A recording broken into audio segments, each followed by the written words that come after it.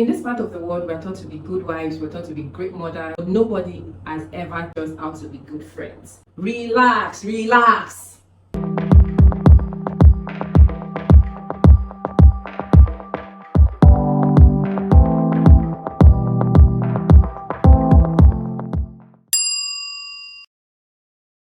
Hi guys, welcome back to my YouTube channel, and if you're new here, hey girl, hey boo, welcome to my YouTube channel. My name is Adelewa, and on this channel I just say stay subscribed. You're going to love it here. So judging by today's video, we already know the title. We can see it is something that is really crucial, really important in our society, especially now that we're growing up as adults. So without further ado, let's get right into the video. In this part of the world, we're taught to be good wives, we're taught to be great mothers, great siblings, brothers, sisters, but nobody has ever deemed it fit to teach us how to be good friends, which I find quite odd, or that nobody teaches us how to be, in quotes, be a good friend, or how to spot when someone is good enough to be our friend. So in this video, I'm going to be narrowing down to 4 major points on how to spot a good friend. We're going to dive into 4 major signs that indicates these bad habits.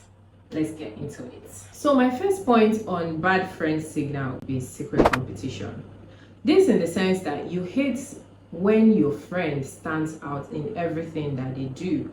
You hate the fact that your friend is always the center of attraction everywhere they go. They always come out on top in everything they do. Say for instance, you invited your friend out to an event, to a party, and then she gets there. We're using she in this context because this is a female channel, right? She gets there, you invited her house, she gets there, hang out with your friends, and everybody loves her vibe, everybody loves her aura, the energy, and she just tends to attract friends without stressing it and make the whole night fun. You immediately feel bad, you immediately feel intimidated, you immediately feel like attention is being shifted away from you and onto your friend, and for that you become bitter. You hate the fact that, oh, why must it be them? Why must it be that you invited them out and everybody loves them? But in the real sense, that shouldn't be so. You should be genuinely happy, you should be genuinely grateful that you invited somebody out and they were able to fill the void, they were able to have fun. You guys were able to have fun as a group, you guys were able to have fun as a whole. So this for me will be my first point. Moving on to number 2, you have the me syndrome. Say for instance, you call your friend at 2 a.m, you want to rant about how you're feeling emotionally, you want to rant how your anxiety is getting the best hold of you. They are always there to lend a listening here. Another example would be, they come back from work, they want to tell you how great their day has been, they want to tell you how proud they have been to be able to achieve or tick off an important task off their list that they thought they couldn't do, and then all of a sudden from nowhere it's just like, hey, oh my god, me too, oh my god, me too, you know, I can't believe this, I did this today, I was able to talk to blah blah blah, I was able to talk to so and so, da da da da da. You just shift the conversation from them to you. You just want it to be you all the time. You want yourself to be center of attention. You want it to be just all about you. You want you to be talked about, and no one else should be talked about. You just want that euphoria. You just want that moment for yourself and yourself alone. You've robbed them of a special moment in their life or in their day. You rob them of how they were excited to want to tell you about what has been going on in their day so far, or in their week, or even in their month. Maybe they want to tell you about their business, how they were able to go through the hard phase of their business, or how they were able to navigate a relationship issue or a relationship problem, where you're like, oh my god, yes, me too. Do you remember when I wanted to like talk to Claire? You know, like, girl, can you just relax and give it a chill pill? Like, relax, and do not just rob them of their grateful moment. You just rob that particular friend of their essential moment and their euphoria time. This for me is one of bad friend signals that shouldn't be tolerated, neither should it have even existed in the first place. This takes me to our third point, which will be, you are controlling and you are manipulating. I call this the dictatorship. right? You are this one friend that is always in a friend's business, but it is never for the good or for the benefit of it. It's a say, for instance, your friend put on an outfit and they don't feel quite good, they don't feel quite great in that outfit. And they are about to go on a dinner date with their crush that they've always been talking about. Now the crush asks them out on a date. Now this your friend of yours put on a very nice, cute outfit, but she doesn't feel great in it. But the next thing you would do, oh, that outfit doesn't look great on you. You look like a frog in that outfit. It will suit me better. That is not the right place. That is not the right time. In fact, it is not even supposed to come out from a friend like you. It shouldn't. If I regard you as a friend, me personally, if I regard you as a friend, it is only encouraging words, positivity that should come out from your friend, because that is what I will do personally to my friend. This isn't what I'm going to do to my friend. You just come up and be like, oh, that doesn't look great on you. You've dampened their mood. You don't even you've made it seem as if they are not worthy of going on that date with that particular crush that they've always talked about. Another example would be, say for instance, we all go out to a group party. You and your friends go out to say a club, for instance, and everybody's dancing, everybody's vibing. Your friend stands up to dance, and then you pull your friend backwards and be like, sit down there, do not dance. Why are you dancing? I'm not dancing, and then you want to dance? That's a dictatorship relationship. I won't regard that as friendship. Personally, I have experienced this. To be very honest with you guys, I have experienced this when I was guys, I've been there. I have been there. And I didn't even realize this was a bad friend signal. I just thought, oh no, it's nothing. It's just a way of life. It's just a thing. Girls, let me tell you something. It is everything. Flee from such friends. Flee from such community. Flee from such group. As I say again, this is a dictatorship relationship. Like, because you are not doing a certain thing, your friend shouldn't do that. Because you don't hang out with certain set of people, your friend shouldn't hang out with certain set of people. Because you don't like a certain kind of food, your friend shouldn't like that kind of food. Do you get what I mean? I'm just trying to paint a scenario here, right? Stay tuned, because there's going to be bonus tip at the end of this video, so you can get a takeaway from there. Our fourth tip will be selfish.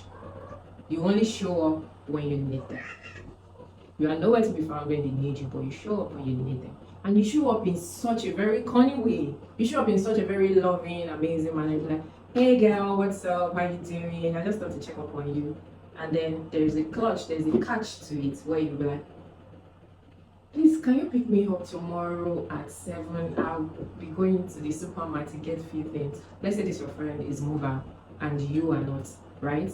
You only show up when you need them. Type of friends only show up when they need help from you, when they need to get something out of you real quick, and then they come in such a way like, oh, you've forgotten me and all of that, you left me stranded, and then they will guilt trip you into a certain type of way and then proceed to make their ask. I call them leeches because they are only around when it's beneficial, right? They call you to be like, can you pick me up? You know what, I'm currently stranded, I need so and so amount from you, could you please lend that to me? They've never called to check up on you, they've never called to ask how you're doing, they've never supported you in any way, they've never, it's just numerous things and numerous events. But you sure do remember the last time you spoke to them. And if you date back, you remember that, oh, the last time I spoke with so and so was because they needed me to get some cash out for them, or was because they needed me to help them out with some certain ideas, or it's because they needed me to help one of their family members out somewhere close to me. Do you get what I mean? This is a bonus tip on this video. For you to spot a genuine friend and how you could be one is not really that hard. You could sit down with yourself, you could sit down with yourself and really ask these questions. This tip will actually help to spot when the present friends in your life are genuine friends that you're rolling with now, and also the subsequent ones to come will be what you will use to vet them and how to proceed accordingly. A genuine friend, you should be vulnerable around your friend. Your friend shouldn't be a liability or feel some type of way to share their weakness, their sorrows, their down moments with you.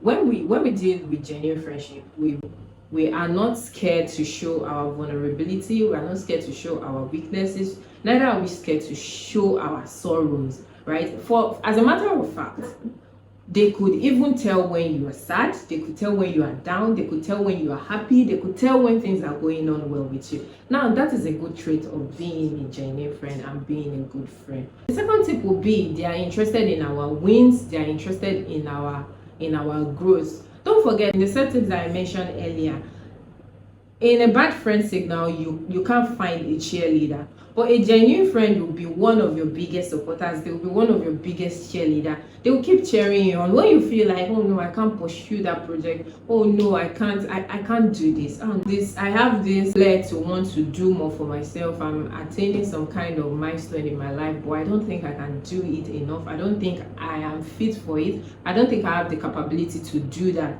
Right? A genuine friend will be there to support you because they actually see through you. You know, we can see, we might not see ourselves, but other people can see what we are not even seeing in ourselves. They can see our potentials, they can see our abilities, right? A genuine friend will actually remind you of what you are. We actually remind you of your potentials. They will remind you of who the fuck you are, right?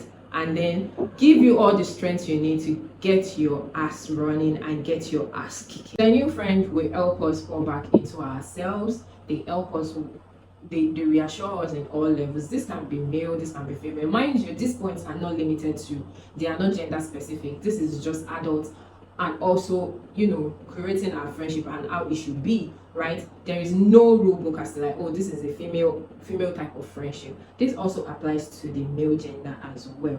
Your friends are your biggest cheerleader. Your genuine friends are your biggest supporters. They support anything you do. They make sure that you're not going the wrong way. They make sure that you're not going through the wrong path. They know when a business idea is actually going to, you know, favor you and not like you are just taking the risk and then by the end of the day you have nothing to fall back on. But on the other hand, the bad friend signal will not even be happy for you for the fact that you thought out that idea.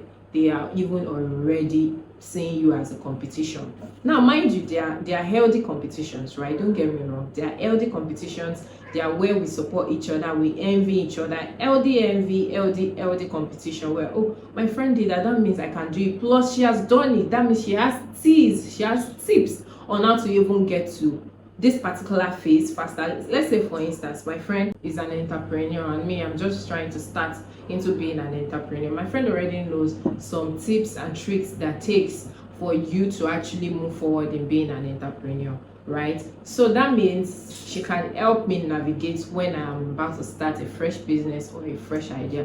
While on the other hand, secret competition is not healthy in a friendship. It only brings down the party that is being genuine, the other party that is being sincere and is just working through our own daily life with positivity. So guys, we've come to the end of this video. It's your turn. I would like to hear from you. How were you able to navigate your healthy or toxic friendship if you've ever experienced one? I'd like to hear from you, and I'm sure so many other people would like to hear from your experience, would like to share and know how to navigate these things better. If there are any tips that I've left out, please do let me know in the comment section. Like I said earlier, in this part of the world, we are not taught to be great friends, but we are taught to be every other thing except this category side of life. So if you've experienced this, you were able to navigate a toxic or healthy relationship, I'd like to know your experience in the comment section. I'm sure someone out there will also benefit from your experiences. This page is all about positivity, it's all about growth, it's all about, you know, giving out the good vibes and sharing our experiences together. So do so to comment. If you enjoyed this video and you find this helpful and you even made it to this point, big thumbs up to you. Please give this video a thumbs up. Subscribe to my channel so that you can get more video uploads from me whenever I upload. From me, I upload every Friday. Thank you guys for watching, and I'm going to see you guys in my next one. See you.